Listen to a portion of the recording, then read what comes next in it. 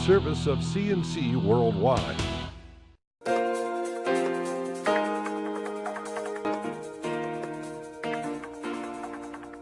The Daily is a service of CNC Worldwide and Jib Jab greetings. I'm Bud Lowell. Your full AccuWeather forecast is always on the top of your CNC news page. A multi-alarm fire severely damaged the building that houses the Town and Village Hall in the Wyoming County community of Castile early Tuesday morning. Firefighters from about 20 departments from around the region responded to 55 North Main Street in the village of Castile about 2 in the morning for a report of flames coming from the building. They found the second floor on fire and the flames spreading throughout the structure. Besides the local government offices, the 19th century corner building housed a restaurant and an apartment. Firefighters were able to save some of the government records. Others were stored on the second floor and may be lost. No word on the tenant of the second floor apartment. Fighting the fire was more difficult because the closest hydrants were out of service. Water tankers from the surrounding departments had to be brought in. At the State University College in Brockport, more than 1,000 students and supporters turned out Monday night to remember 18-year-old Alexandra Kogut, the freshman found slain in her dorm room on Saturday. Her hometown boyfriend, 21-year-old Clayton Whittemore, is charged with her murder. He'll be back in court Thursday.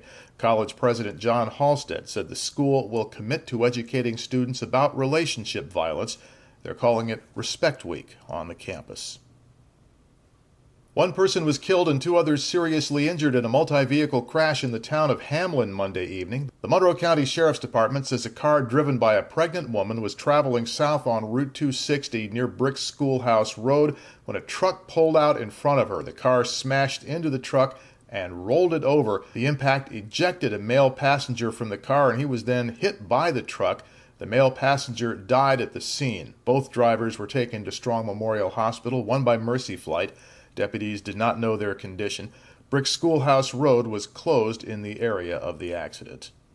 It will now be at least Wednesday before Livingston County Republicans find out who their candidate for district attorney will be. County Republican committee members were expected to decide between candidates Eric Sheener and Steve Sessler Monday night. Then they found out that Sessler had filed an injunction asking for the judge to take another look at the validity of some absentee ballots. Earlier in the day, the Livingston County Board of Elections opened the last uncounted absentee ballot in the Republican Party primary, and they found it left the race in a tie again. The race between former prosecutor Sheener and former Livonia Town Judge Sessler was too close to call election night. When the Board of Elections counted the absentee ballots, it turned out to be a dead tie. But some ballots couldn't be counted because of irregularities in the way they were filled out or were submitted. So State Supreme Court Justice John Ark reviewed those ballots last week and ruled that 5 could legally be counted. Adding up those votes left Sessler with a 1-vote lead over Sheener. One more absentee vote remained. It was opened Monday morning, and it was for Sheener. That made it a tie again, 1,881 votes each.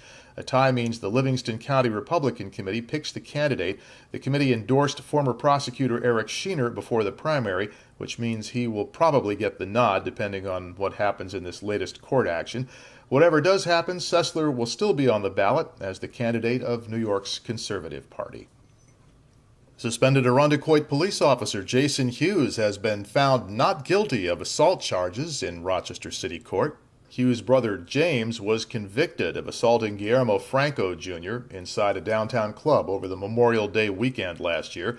The incident was caught by surveillance cameras.